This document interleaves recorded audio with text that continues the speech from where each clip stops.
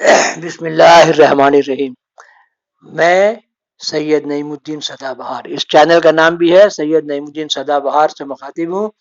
Part 34 اسماء حسنی شمس قمر، نئی کتاب، صفحہ 57، پارٹ بائی پارٹ ڈال رہا ہوں۔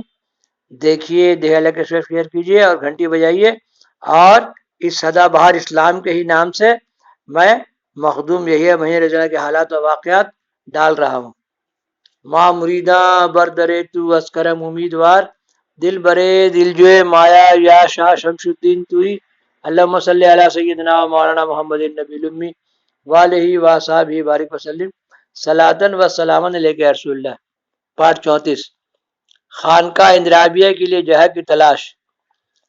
عظیم آباد پٹنہ پہنچنے کے بعد خانقاہ معلیٰ کے لیے آپ نے مختلف قطعات زمین کو ملا کر خطہ فرمایا، مگر کوئی جگہ نہیں جچی۔ بالآخر پٹنہ سٹی اسٹیشن پٹنہ صاحب سے اتر حاجی گنج سے متصل اور منگل تالاب سٹی اسکول پورب سڑک کے قریب تر ایک قطعہ زمین پسند خاطر ہوئی۔ موجودہ وقت میں وہی بقعہ مبارک خانقاہ اندرابیہ یا نیپالی خانقاہ کہلاتا ہے، چوک شکارپور میں۔ زمین خریدنے کے وقت زمین کی ہیبت کچھ اس طرح تھی: پچھم جانب ایک کمرہ اور سائبان، اور پورب جانب چند کچے کمرے، اور درمیان میں خود روبل بونو کا قدرتی گلشتہ۔ پوری اراضی تقریباً 3000 مربع میٹر میں پھیلی ہوئی تھی، جس کی قیمت 1100 روپیہ ٹھہرائی گئی۔ سوچیے، 1100 روپیہ کتنا دام تھا۔ مالک زمین نے اس قیمت کو غنیمت سمجھ کر فوراً قبول کر لیا، کیونکہ وہ زمین کسی اور کو راس نہیں آتی تھی۔ زمین کی خریداری حضور غوث بنگالہ مآب کی والدہ ماجدہ بیوی سیدہ سکینہ کے نام سے ہوئی، اور زمین کی قیمت تاج بیگم بنارسی کے نذرانے سے ادا کی گئی۔ خانقاہ اندرابیہ کی داغ بیل۔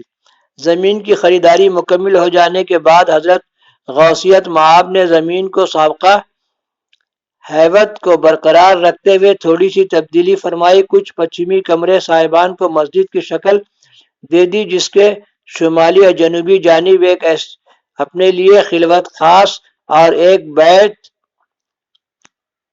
وارشا کا حجرہ بنوایا، اور پوری قطعہ زمین کے کمرے کی مرمت کے بعد اسے زنان خانے میں بدل دیا۔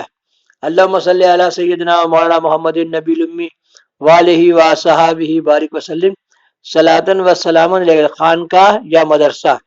مسجد و خانقاہ کا ڈھانچہ تیار ہو جانے کے بعد حضرت سیدنا جامی رحمۃ اللہ علیہ کے پیغام سرمدی کے مطابق خوشا مسجد و مدرسہ خانقاہ ہے کہ دو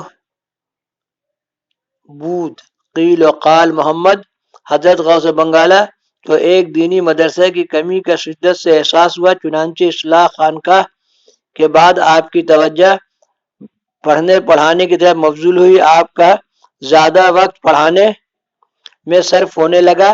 چند ہفتے بعد یہ انہماک اتنا بڑھا کہ جمعے کے دن بھی درس دینے لگے۔ ایک جمعے کی بات ہے کہ صبح کی چائے نوشی کے بعد آپ بخاری کی شریف کا درس دینے کے لیے بیٹھ گئے۔ جماعت طلباء میں مولوی عبدالعزیز بہاری جیسے طبعہ و ذہین حضرات شریک تھے، جس کی جانب سے سوالوں کا تانا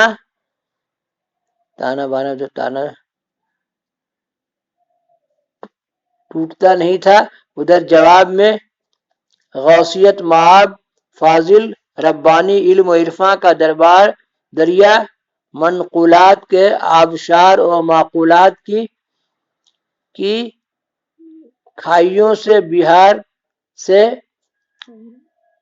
بہہ رہے تھے۔ سوال و جواب کا سلسلہ اس قدر طویل ہوا کہ حضرت بڑے پیر صاحب جو ان دنوں خانقاہ میں رونق افروز تھے مسجد کے اندرون حضرت کا انتظار فرماتے رہے. جب کافی تاخیر ہو گئی تو درسگاہ میں تشریف لائے فرمایا کیا جمعہ جیسے مبارک دن میں بھی غسل اور تبدیل لباس کا موقع نہیں ملتا؟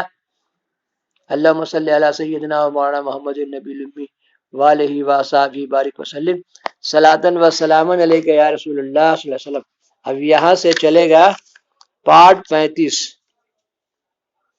پارٹ 35.